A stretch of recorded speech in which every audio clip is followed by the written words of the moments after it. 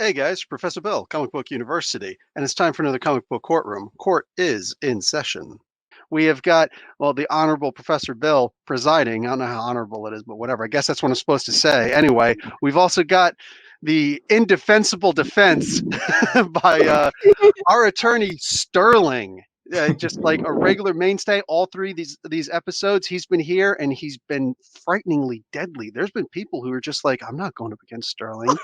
But there was one person who was fearless, the fearless prosecutor, different from the comic books, and that is the Silent Knight. Hello, everyone. She just that doesn't sound like you're a cutthroat lawyer, you know? So, I don't want you to go in there and just be like, I'm gonna kill you all. Like that's what I want to do. But anyway. Wait until my debate. Okay, there we go. So I'm gonna let you guys take care of it. We're gonna start with opening statements, and let's start with the prosecution. Is Riri Williams a thief? I'm gonna mute myself. All right, ladies and gentlemen of the court, as you know, I'm Silent Knight, today's prosecutor, and today we are going to be taking a look at the actions and the decisions and actions of one Riri Williams, aka Ironheart. Now, from the surface, she looks to be a regular 14-year-old teenager trying to find her way in the world with extraordinary smarts and capabilities. But unfortunately, when you look past her exterior and past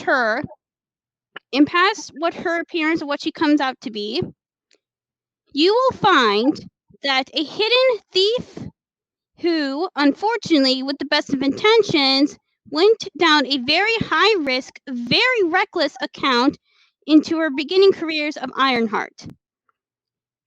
And today, the charges against her will be as follows. Number one, she will be accused of grand theft larceny. And number two, she will be also accused of obtaining trade secrets. And in this case, for what the grand theft larceny, she will be accused specifically of stealing the parts to make her armor from MIT, your Massachusetts Institute of Technology. And for the trade secrets charge, she specifically is being charged by unintentionally knowing how you classify secret information of Stark's industry, specifically of Tony Stark. And so, with that, everyone, by the end of this debate, you will see that despite that exterior of an innocent, smart 14-year-old, you'll see that she hides deadly smarts and deadly judgment in her actions. All right, let's hear from the defense. Opening statements, please. Thank you, Your Honor, and thank you, Silent Knight, the prosecutor. You said some egregious statements about my client, Riri Williams. Allow me to clean up some of the misconceptions. Riri Williams, the Ironheart, daughter of Demetrius, Riri, and Ronnie Williams, champion, super genius, and oddly, yes, former ruler of Latveria. There are many ways to describe and categorize Miss Williams. However, of the multitude of accolades and monikers, thief is not one of them. Today, I will show and elaborate on three simple facts. The first, Riri, even with the prosecution's best light, does not meet the elements of larceny beyond that of a reasonable doubt. That is their standard that they must prove. Number two, her application of reverse engineering cannot be seen as a form of theft. The Iron Man design is a trade secret as opposed to a patent, and thus is not protected under patent law.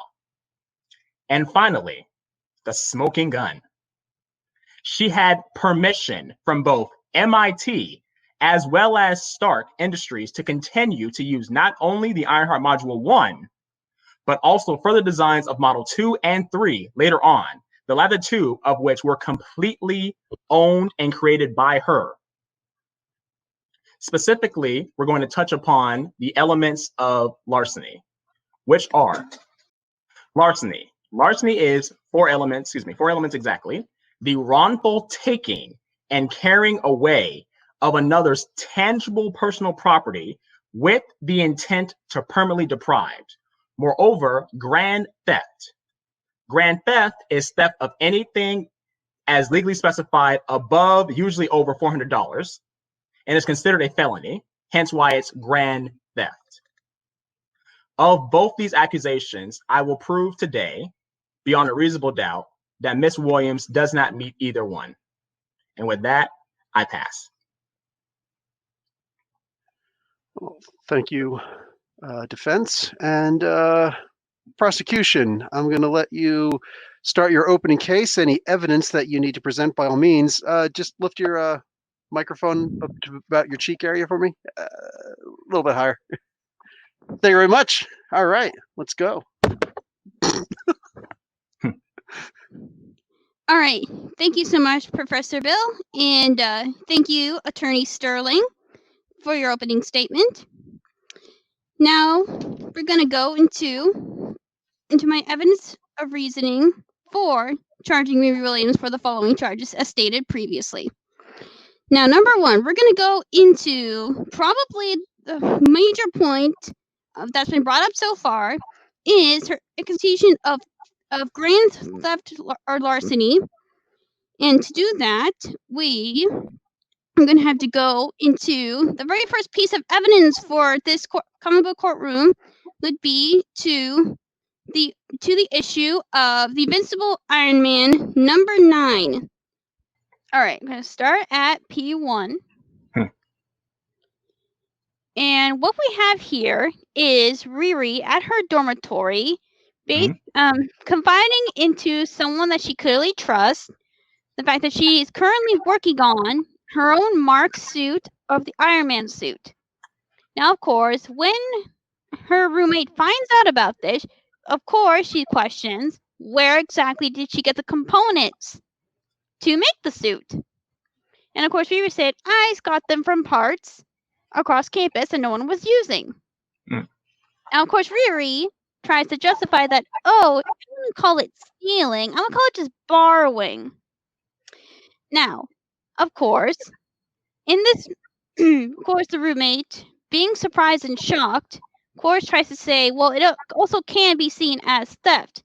Because, well, yes, she did happen to use parts that apparently no one was using. It is still not a very good look and very, very telling that Riri was able to use any part that she see the others didn't use and use them to her advantage, even if she doesn't confirm that those parts are not needed, nor did she try to ask around to make sure it was okay before she took the parts. And so, on to P2. And of course, we have in this issue where the campus police come into her dormitory. Now, why are they coming to her dormitory, you may ask? Well, because of the amount of work she's been putting into making her own Mark version of the Iron Man suit, her grades began to slip a little bit, almost to the point where it threatens her academic standing at MIT. And also, they wanted to check up on her and see like why she's been skipping class and her GPA's been going down. And unfortunately, when we go into P3,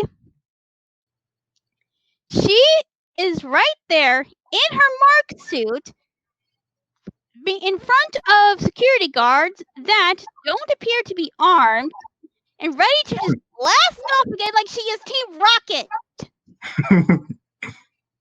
And what in those three panels or pages signify is that, well, yes, the MIT officers may not necessarily been looking for missing pieces of metal or what parts through MIT, and we're doing a general welfare check.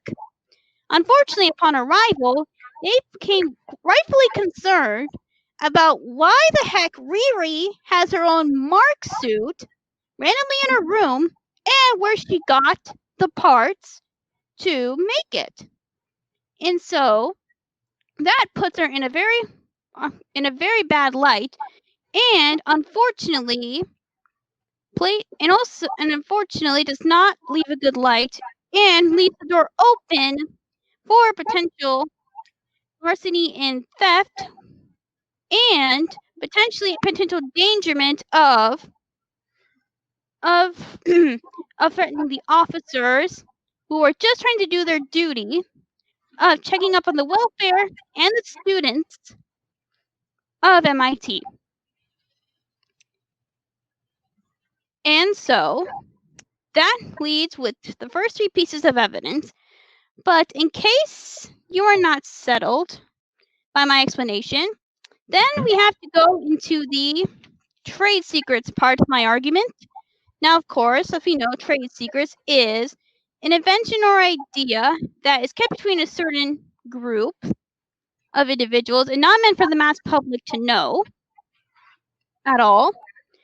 And so, for that, for anyone in this case, well, yes, it may not be subject to property law, to patent law or fair use because it is not patented from our understanding. Unfortunately, for trade secrets, there are a group of individuals that still can be at risk of being accused of of stealing with highly classified secrets and information, and those individuals are those that are within that confined group of that said organization or company where the invention was made. And of course, if an individual were to illegally get that information through either bribery, espionage, or even like traditional theft, and request those that still release the information about that trade secret, especially those that are signed an NDA or non-disclosure agreement, and finally, those that by circumstance manage to figure out the trade secret with the knowledge knowing that it is highly classified information or a trade secret. And for that, we're going to look at panels P4 and P5, which again are from the Invincible Iron Man issue number 12. And so what we have here is that Riri back in Chicago with her mother, who also happens to find out that Riri was capable of making a mark of the Iron Man armor. Again, a highly classified trade secret not supposed to be known to the general public, and without the Stark Industries or MIT even knowing until the welfare check that it even existed. And of course, like any mother, she of course was freaking out and saying, "What is this doing here? You know the campus police have been looking for you and trying to get some explanation out of you for this." And of course, Riri, "I know, mother, but it's something important and it's like something I can do, and I have to get my inventor itch taken care of."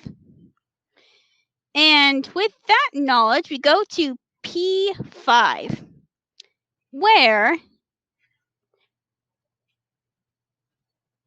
Tony Stark is informed by high members of the industry that he trusts that Riri has made her own version of the Mark suit without anyone else knowing prior to it being made, and what she has done with it, trying to release some individuals that needed to be released.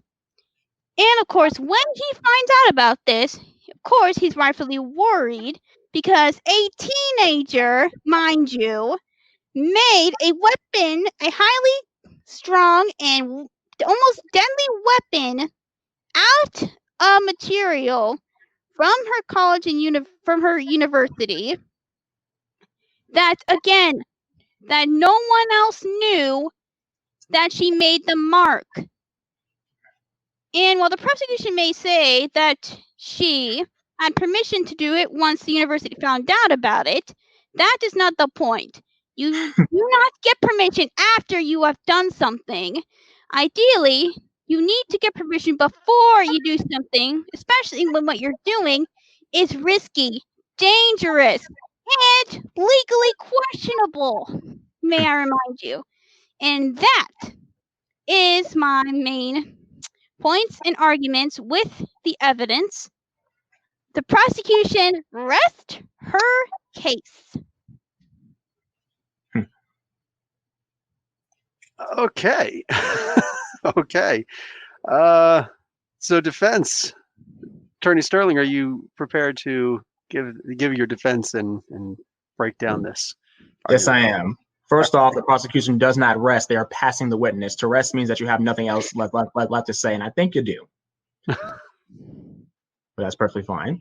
I would like to start with, well, let's just start in order. You've generously given me a nice litmus test of where and how you want to attack the client, ludicrously, I might add, but we'll start from the beginning. So I would like to start with my P1, my D1 of evidence.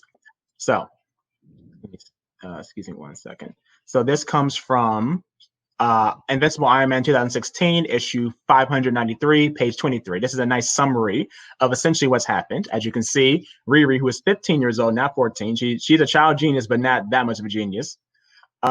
This is where she was working at MIT on a full-ride scholarship, and she was very inquisitive as a girl, and she was able to reverse engineer. That's a very key point. She was able to reverse engineer the Iron Man armor into something of her making.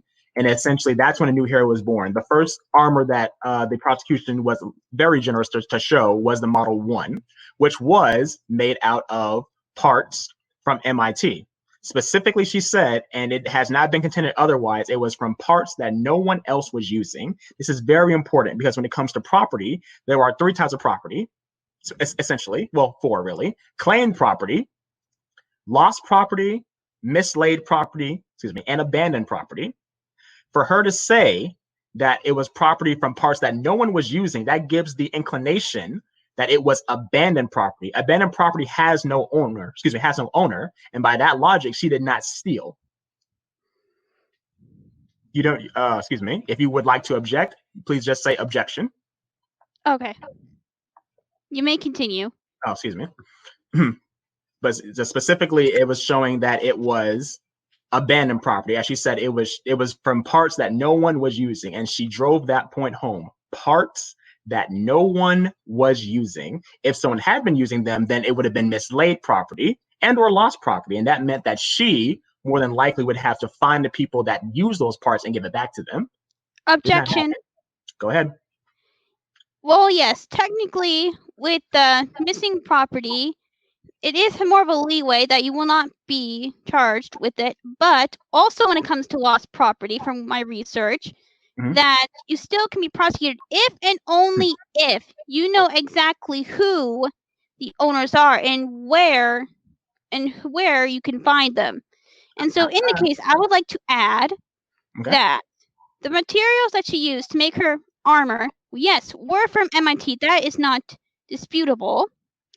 But in that case, she knows exactly which department she got the material from, and therefore, if she would have a general idea like who and which department owned the material, and therefore, with that knowledge, she would still be at risk of being charged with theft because she knows ideally where the material, who owns the material, and in which specific departments that they were from.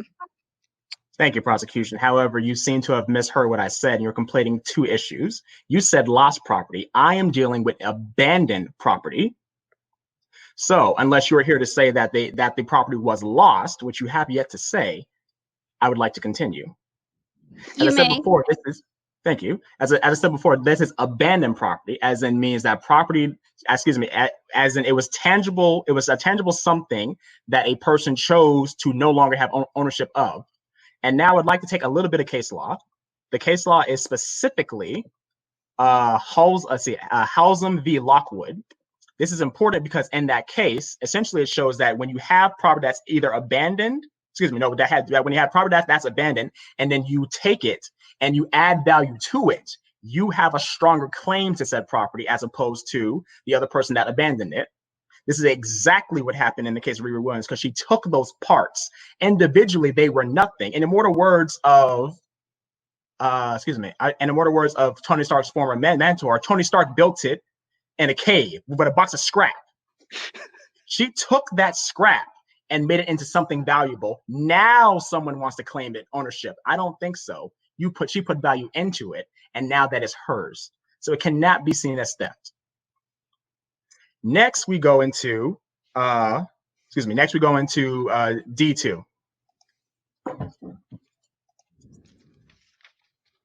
This is very important. This is a wonderful splash page, but in it, it shows that Tony Stark, the Iron Man, the invincible Iron Man himself, showed that he knew that a 15-year-old from MIT was reverse engineering the Iron Man suit, and he called them a dick. Didn't know at the time that they were Riri, but hey, didn't like it, but knew, or excuse me, that shows very strongly that they did not have a legal claim as to sue them over. This is very important because, as you've established, this is a trade secret as opposed to a patent. In fact, I looked at the Iron Man suit and showed that it said that it was patented, but not the way you think. They use patented as to say individualized, as opposed to actually having a legal claim to it.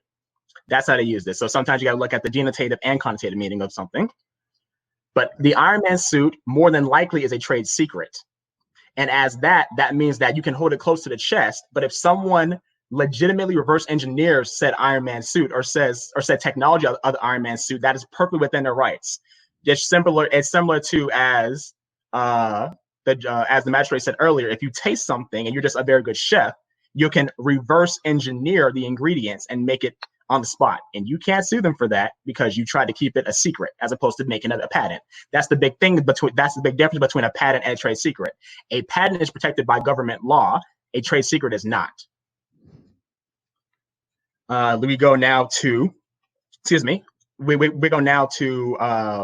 D3. D3, very important. This is the infamous Iron Man, Dr. Victor Von Doom himself. This, my dear prosecutor, is larceny, as you have the AI of Tony Stark himself saying, do not take this suit. Do not take this suit. Please leave. Do not take the suit. Guess what Victor Von Doom does? He takes the suit. Very important because, as I said before, the elements of larceny are as followed. The wrongful taking and carrying away of another's tangible personal property with the intent to permanently deprive. Here is my smoking gun, literally the actual execution of larceny by one Victor Von Doom. You have the wrong defendant in court, prosecutor, respectfully. I now go to D4. D4. This is very interesting because the prosecution wants to show that both MIT and Stark himself are trying to sue my client over the claim or the right of the Iron Man suit. However, if anything, MIT has a stronger case than Iron Man or than Tony Stark himself. This is because the technology was used, the technology came from and was used to build on the campus of MIT. As you can see, the president of MIT specifically says, just because you slap some golden and red paint on it and call it a suit doesn't necessarily mean that it belongs to Stark Industry. So if anything, it would belong to not Iron Man or Tony Stark, but to MIT. However, once again, this goes back to the idea that the parts that Riri used were abandoned as opposed to lost and or mislaid. So even then, that's not true. The best thing that MIT has in terms of a claim to fame is that a bright student made a suit via reverse engineering that's very Iron Man-like on their campus, but they themselves do not have the rights to it. That's the issue for a different day. Just want to point that out. Next, we go to finally P5. This is important. As I said before, in D3, Tony Stark was in a coma at this time, but he gave a gift to Riri of himself. Gotta love it. But specifically, this hologram had, or this AI really had the intent, had the ideas, and had the personality of Tony Stark. This is Tony Stark giving permission via the best thing he can, because he's not here right now, to Riri to continue her endeavors. You would normally have a case for theft at best with the Model 1. However, there's also the Model 2 and Model 3. The Model 2 and 3 were specifically made from Riri's garage. By the time this Iron Man suit, or excuse me, by the time that this hologram, this AI was used, Riri had already made the Mark II. So anything, the best claim you have for theft would be with the Mark 1 or the Model 1. But moreover, this goes back to what I said with a gift. There are 3 elements of a gift: delivery, intent, and acceptance. Delivery, and keep in mind that all 3 of these elements don't have to happen all the same time. They don't have to be contemporaneous or simultaneous. Delivery just means that the person that you want to have the gift has it. Intent means that you meant to give it as a gift, and acceptance means that the person that you gave it to accepted it. The reason I say this is because while Riri did reverse engineer and make the suit herself, what she was missing was a key component, which was the AI. Even in the pictures that you're going to show, I believe the next picture that you could have used was that Riri was missing an AI unit. So it cannot be said that she made a fully capable Iron Man suit, because once again, when it comes to patent law or even with trade secret, there are these things called artifacts.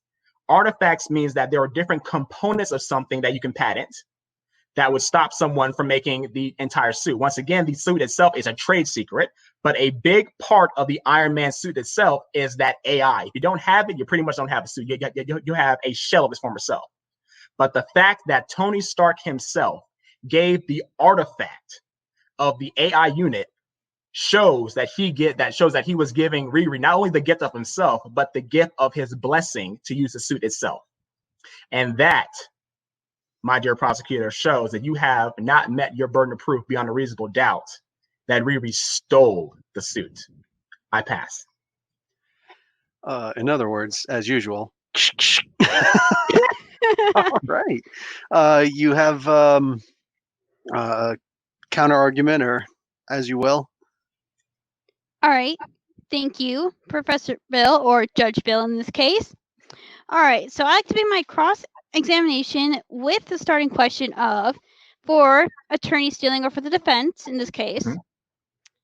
So when you were trying to explain to me the difference between a lost item and or discarded item in this case when it comes to theft, my question would be, so you're saying, so are you using primarily on 100% on Riri's account about how she obtained those items as proof that the items were discarded and were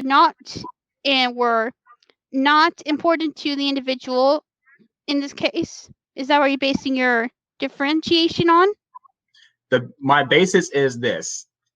Am I saying it? I'm saying that is the implication that could be interpreted from the facts discovered. It is very imperative that you understand that I do not have to prove anything in this case. You have to just show that beyond a reasonable doubt that was not the case, and this is the facts. However, if I provide a reasonable doubt, as in, well, hey, you're saying that she stole something, and to steal means that someone had claim over it, and I say, actually, that may not be the case. Here's the evidence why. As long as that evidence is viable, you have not met your burden of proof. So I'm not necessarily saying that this is exactly what happened. I'm saying that more than likely, based on the facts and lack of facts that you may or may not show in this case, this could have happened and could be as viable as if she actually stole it. I hope I answered your question. Yes, that makes sense. Defense. Mhm. So for my next question, so basically you were saying for why that she cannot be liable for knowing a trade secret in this case is because she reverse engineered the suit and things like, and so my question would be, is reverse engineering any tech or property, is that a clause under for trade secrets that would make it an exception to the trade secrets clause or rules about trade secrets? So you're asking if there is a actual clause towards reverse engineering with a trade secret?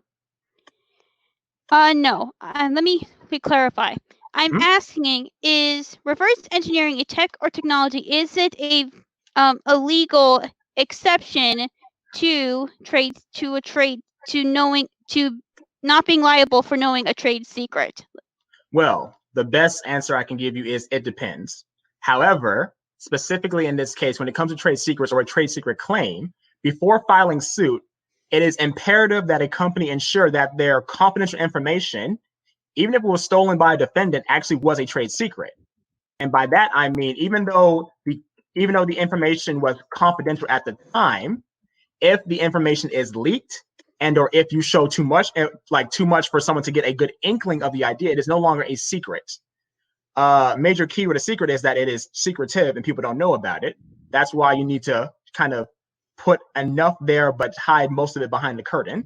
If someone were to look at the suit and just be good at engineering and or good at aerodynamics or anything like that, if you can just look at it and say, this is probably how it works, and that inkling of an idea leads to a fruitful endeavor, that is not stealing. In this particular case with Riri, she did not take anything in terms of Tony Stark's technology. She used parts that were available to her on MIT campus, which is an institution of learning and building. And upon those parts that were abandoned, she made value and she was able to make a suit from that.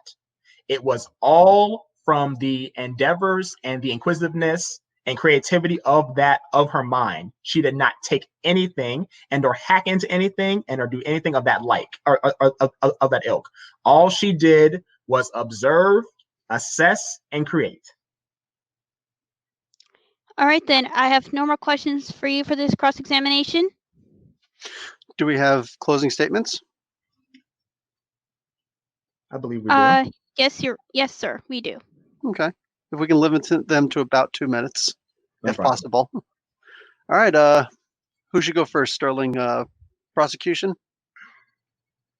I'll go first. Okay. Yeah. Go ahead. So, thank you. Closing statements.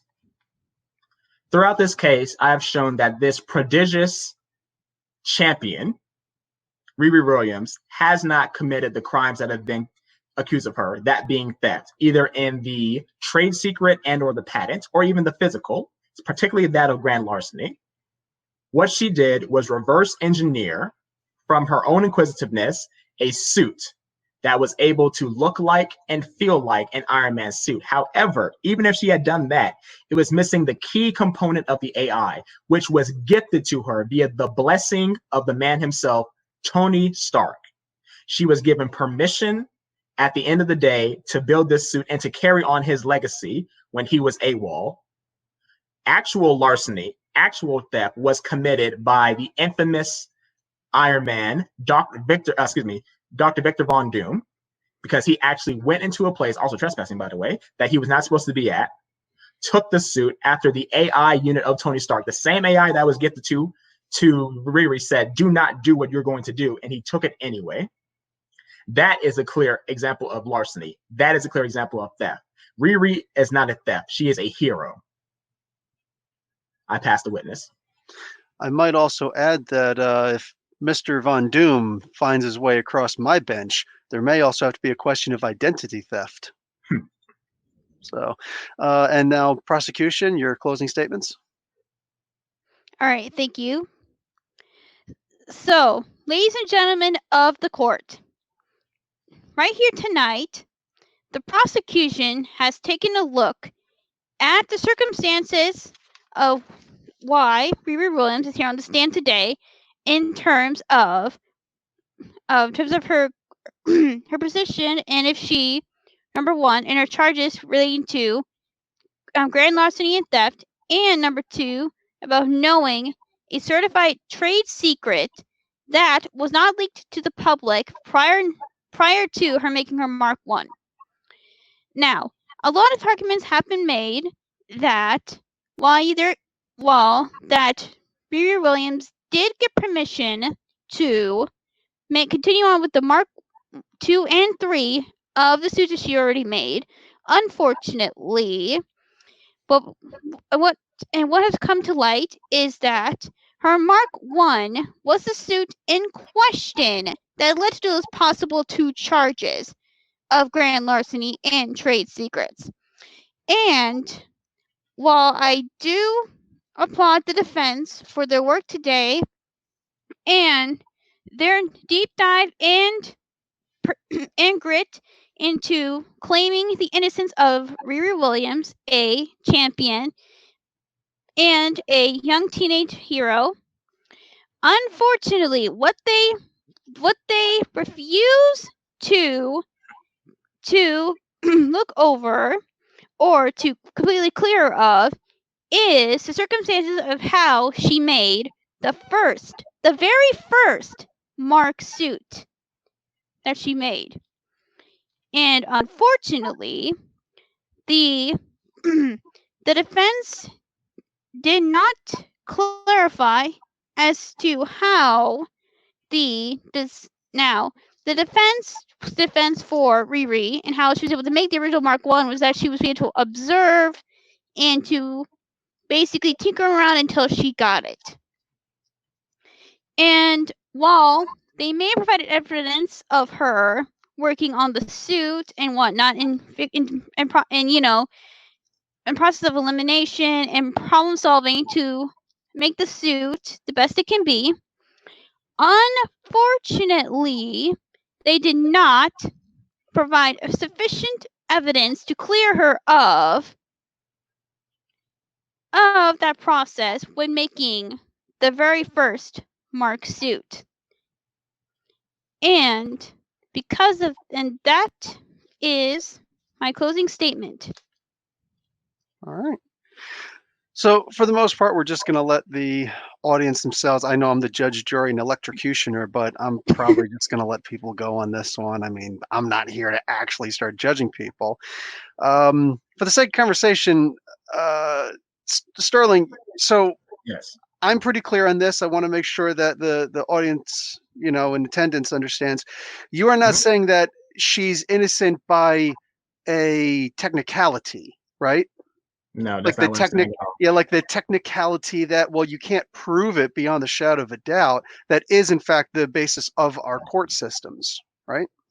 No, that's not what I'm saying at all. I'm saying that while I could have used that as a basis for proving her, I wouldn't say, at least I don't want to say innocence, because you're not proving innocent in a court of law. Proving her not guilt, that is something that I could have used. I'm saying that there was enough evidence in favor of her to show that she was not guilty on that basis. Like the fact that prosecution may or may not have been able to prove beyond a reasonable doubt, there's still enough evidence to show that what they're accusing her of did not transpire. And by that logic, you should not be able to find her guilty. Okay, fantastic. I would usually wrap up the case. There is, however, a special. What would you call when you call in a specialist? Special expert special expert witness. Special expert witness. I think that's what I'm going to call in right about now, if we're okay with this. Emmett. Hello, how are you doing tonight? Doing well. How you doing, sir? Do you mind introducing yourself? I'm doing well. My name's Emmett, and I am, as you can see, I am an ALC, or associate licensed counselor. Professor Bill called me in, or Judge Bill called me in to do a psyche eval on Riri Williams. So there's only been 2. I'm gonna mute the prosecutor and the defense really quick, so that and I'm going to mute myself in a moment also. And just to real quick lay down something, and I'll allow questions afterwards. The argument, besides the idea of her being a straight up thief of whatever, the big question that people also suggest is her sanity, that she's a sociopath. So I was wondering if you could actually give an explanation of that, and anything else that maybe you'd want to have a conversation about with in regards to Riri Williams. And I'm going to mute myself. Oh, okay, yeah. Unlike the other 2 guests here tonight, I'm not here to talk about the law. I'm not on technicalities or binary yeses or nos. When we talk about people, we're talking about their behaviors, their personalities, and the relationships they have in their lives. So a lot of people think diagnosing and labels are very binary when it comes to human behavior and diagnostics, but they're not binary. They're not zeros and ones. They are spectrums and scales. So let me get into what I have to say and what I've observed. When we are talking about people and doing psychological evaluations on an individual, we're talking about data that that gets collected and interpreted. And when I interpret it, I'm not just going to go off of my ability to interpret it, but I'm also going to confer with other people before I put a label or put a diagnostic on someone. These decisions aren't made solely on one person. But in regards to Riri Williams, she is a 15-year-old African-American girl who lives in Chicago. At an early age, she was found to be a super genius level intellect. So from what I've seen and what I've observed, that she had been, her parents had been told this by another mental health professional. And he said that they needed his diagnosis and his prescription for them was to show her what life is, show her the beauties of the world, because people with that sort of intellect can withdraw into themselves because they don't really have anyone that can understand the world to their understanding or their potential. So to keep her from going to a dark place, you need to show her the world, show her the beauty of things, show her the importance of having connections and loving things and being a person. Unfortunately, Riri Williams had some bad things happen to her in her life. She, first she has some trauma that I can see. Gun violence, losing people, also not being able to really make friends of her age because they're not to the level that she is. So a lot of times people who are not able to, who have these things taken away from them, whether it's by choice, whether it's by some random act of violence, whether it's just not being able to make a connection, they feel like the people that love them leave them, no matter if it was intentional or not intentional. So when you have that feeling of people, once I get close to people, they're going to hurt me by leaving me, whether they meant to or not, it makes you isolate yourself because you want to protect yourself from that hurt. And you can see this in her interactions with other people. When she doesn't interact with a lot of people, but one friend she had was killed in a gun violence, a drive-by shooting. And she asked the doctor, why her and not me, which brought in an existential crisis of, I'm so smart, but I can't stop these things, or I cannot understand these things. So she has a low emotional intelligence because she's not able to connect with people and develop interpersonal relationships that help her identify and deal with normal emotions that we might feel. So it's not saying that they're not there and she can't do it. It's just extremely hard for her to do those things. So when she interacts with people, she can seem cold, she can seem distant because she has not exercised those muscles. So it's like if we never walked and developed the muscles in our legs, we would have a hard time walking. Doesn't mean that we can't walk. It just means it's harder to walk for us. That's the same thing about our emotions. So if we don't use those emotions, we don't learn how to use them, or we stop using them because they hurt so much, we lose that ability. Don't lose it. It becomes diminished. So because she has trauma, it leads her to be isolated and isolate herself, go into creating. She copes with her feelings by creating, by reverse engineering software, the Tony Stark suit, and she tries to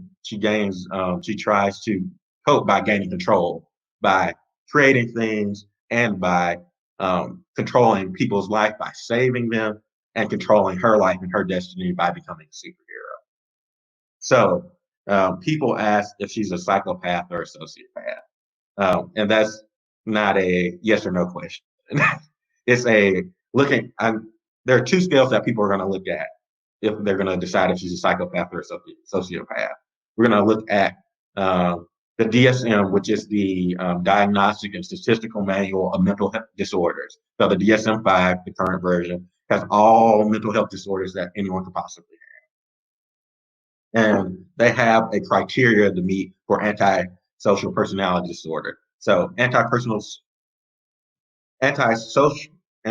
personality disorder is the umbrella that's psychopathy and being a sociopath is going to be under. So does she meet the criteria of an antisocial personality disorder? And honestly, she doesn't.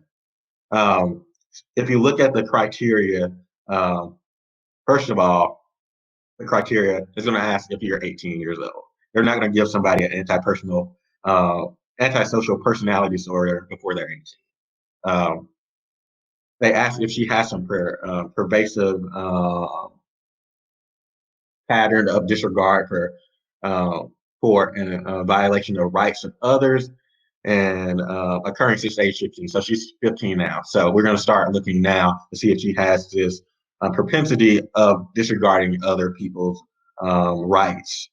And honestly, we have to look at that on a contextual scale.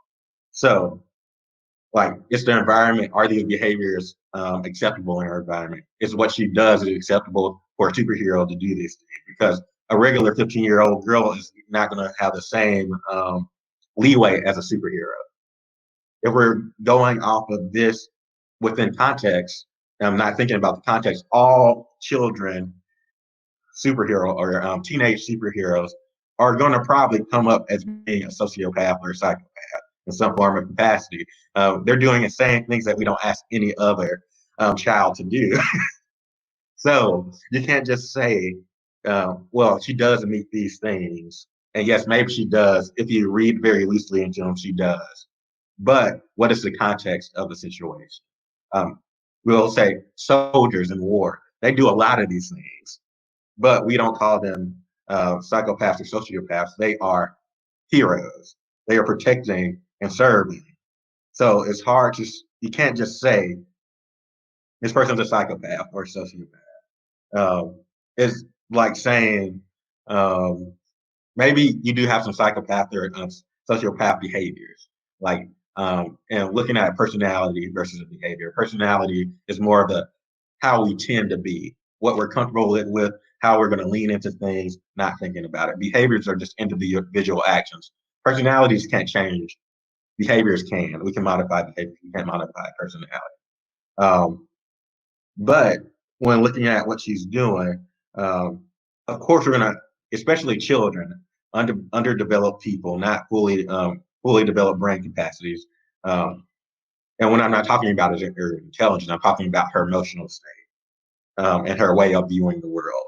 If it's not fully developed, yeah, of course, we're going to have some psychopath or sociopath tendencies, but that's like saying that makes her a sociopath. It's like saying, I'm coughing, so I have pneumonia. So a lot of things can cause you to have pneumonia. It might be, but coughing can be just because I have a cold. It doesn't mean I have pneumonia. And that's the same thing. Maybe she does do something. Maybe she has some disregard for people. Maybe she doesn't always is able to connect emotionally. But she's a psychopath or a sociopath is a grossly irresponsible or unethical thing jump to make. So what I'll say about her is, like, she has attachment issues. The people who she loved or liked left her. And it wasn't not necessarily their fault, but when you're a child and you see that, it can feel like they left you or abandoned you.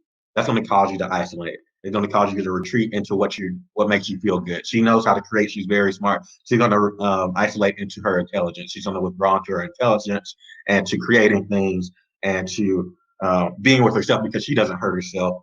Other people hurt her. So that's going to cause her to have a lack of social interaction, not develop her emotional intelligence, not be able to use those emotions as easily as other people. That leaves her to seem cold and distant from a lot of people. Somewhat have a lack of disregard, but she has shown by making her new AI, Natalie, that she still wants to make connections and have those people around her. When she joins the champions, Bibb talks to her about how everybody's concerned with you because you're not hanging out with them. And Riri responds by saying, I know, but I've never done the team thing. I never had friends. I don't know how to interact with people. And I don't feel comfortable doing that yet. So it takes her a while to warm up.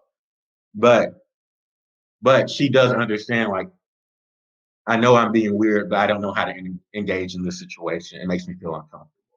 Not that she doesn't want to, she doesn't know how to. And her feelings of being overwhelmed or uncomfortable keeps her from doing that. But she does eventually becomes part of the team. Also, because she's so smart, she's more of a logical person. She doesn't think with her heart, she thinks with her brain. So she's going to make snap decisions. She's not going to get caught up in her emotions or how she feels about things. She's going to make the logical decision. And that's what her personality is. So she thinks more than she feels. And there's nothing wrong with that. We need all kinds of people in the world. The thinkers do important things, the feelers do important things. Without one, we can't have the other. And without one, the world is greatly missing out on another point of view.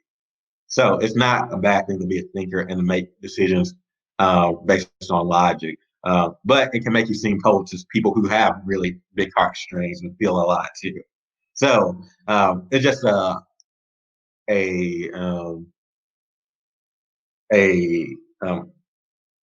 thing of perspective. How do you see this? How do you feel about it? A lot of times, just because you don't like a person doesn't mean there's something something pathological about. So we can't fall into our feelings and just label her as a sociopath or a psychopath when there's not evidence that she is. Like I said, we need to think about the context of the situation. What is the culture around this? What is expected of the person? What is allowed? And how we judge these things. So if you ask me, I don't think she is a psychopath or a sociopath. She has some things that she needs to work through. But who doesn't? So that's what I have to say on the matter. Does anybody have questions? I know I rambled. Not at all. So what do you think? Change her name from Ironheart to Iron Brain? I mean, I like Ironheart better. It has a better ring to it. It really does. It really does. Okay, fantastic. So basically the gist of what I'm hearing from you is she's only 15 years old. Every 15-year-old is going to experience something different, whatever, blah, blah, blah, blah. Just because you don't like somebody doesn't mean that there's something wrong with them. And she shows evidence of trying, which is something that a psychopath and even a sociopath would not display. Well, I can't say that. If I'm getting it right, a psychopath will mime emotions because they know it won't. They want to get things out of it. Hurting somebody intentionally does not get them what they want, if that makes any sense. So to make it throughout the world, like if it doesn't serve me a purpose to hurt you, I don't have to hurt you. Okay. So they're not going to work against themselves. No. But like if we're saying all 15-year-olds are psychopaths in some form or capacity. All right. Now, we could easily argue that about Spider-Man and his creation, so that works. Okay. I'll open up if anybody else has questions, by all means. Yes. All right, GT. Excuse me. Silent. All right. So basically, from my understanding of what you've been talking about, so what I'm getting is that, especially when you're dealing with minors, with those under the age of 18, that labeling them with a like a personality disorder or labeling their personality a certain way is not ideal, and that they're still like developing and trying to figure out who they are and things like that. So what I'm getting is that, like, to really psychologically help a minor that's been through a lot, that it's not so much like important on like the labeling, it's more on like the effective treatment and them opening up and things like that. Is that what I'm understanding from what you've been explaining? Yes, correct. Like I said, if someone does have a personality disorder, we don't want to give them that as a child because they do have a lot of time to develop and go through. We don't know where they're going to end up. So if we do see concerning behaviors, we need to get them into some sort of treatment to help them work through those things, to help guide them to the right path, to show them different ways of interacting with people and their environment, to get the things they want. But if someone's noticing problem behaviors, there's something disruptive happening. And I'm not saying there's not anything disruptive happening. There's something disruptive happening and it needs to be talked about and addressed. But that doesn't mean they're going to be a terrible human being. Right. Yes, I had a question, particularly when it came to the AI of Natalie. You touched on her before, and when it comes to that, could that be seen as Riri not being able to handle grief when in terms of her dealing with loss? Yes, yes. So I think, and I'm saying that that's her dealing with grief. Okay. When she made Natalie, so she hadn't dealt with grief before, and maybe she got to a point of I can handle this now. I can readdress. I can revisit it. Trauma and grief does not go away. We'll always have it. We can work on it. It's kind of like having any kind of pain. We might always have it. We might have a chronic pain, and we'll always have it. But when we first get it, it might be excruciating. We don't know how to deal with it. But as time goes on, the longer we have the pain, the better we get at dealing with it. So the pain doesn't necessarily go away. We just get better at managing it. So when you get to a point where you can manage it to a certain ability we can engage in it with it in different ways. All So right. she got to a point where I've dealt with this pain, or I had it so long that I'm used to it, or I've learned how to manage it. So now I can readdress these things and work through them. That's my interpretation. All right. Thank you. All right. So I think this was fairly productive. So we've questioned, is Riri Williams a thief? We've questioned, is Riri Williams a sociopath? And I don't know what else people are going to recommend. Is she a sociopath for trying to take over, or for taking over Latveria? I don't think so, because she didn't understand exactly what she was doing when she did it. And when she realized what she did, she tried to help the people. She showed care for the people. She did not just leave it as it was. So And not I just say going that's through the just the motions. opposite. She really cares about people and wanting them to live their best lives. All right. I think that's pretty much addressed all the questions. Did it answer the questions? I don't know, but it's addressed the question. So, of course, we're going to leave that to the audience to determine for themselves. And The lovely audience. right, comments below. Keep it nice, keep it censored, and we're good. All right. So if that's it, I'm going to say thank you to all of my guests here. I want to also give a special thanks to Silent Night, because realistically, there have been, I don't want to give a number, 3. There have been a couple of, I don't want to, there's been a few people who have just straight up said, yeah, I'll do it, and then dropped out when they realized, well, maybe they're just scared of Sterling. I would be. Maybe in general. Sterling, you interrupt the debate. Maybe it's just the idea of it's always easy to say something or to make an assessment or to, come across some great theory, whatever. But the second that you start to think about it a little bit critically, somehow, some way, you start to realize maybe I'm just going to embarrass myself if I continue with this. And maybe it's some other reason. I don't know. Maybe that's just me being me. But the idea that so many people dropped out, I've made this very well known that I want to do this for, how long has it been, guys? Like 3 months now? 3 About months, 3 yeah. months, yes. 3 months. Mm. I've been openly promoting, hey, need somebody to go on, defense. What do you got? What do you want to do? You want to do prosecution? Come on, bring it to me. So I did the best I could. Anybody after the point who wants to, make some comment right now, it's coming from a very special place, because that invitation has been open for a while, very publicly. I also want to, of course, thank Emmett for coming in and giving that analysis. Always good to hear something along those lines. It's always good to hear from the experts. And I guess that's out. That's all of us, Professor Bill and crew. Comic Book University. Class dismissed.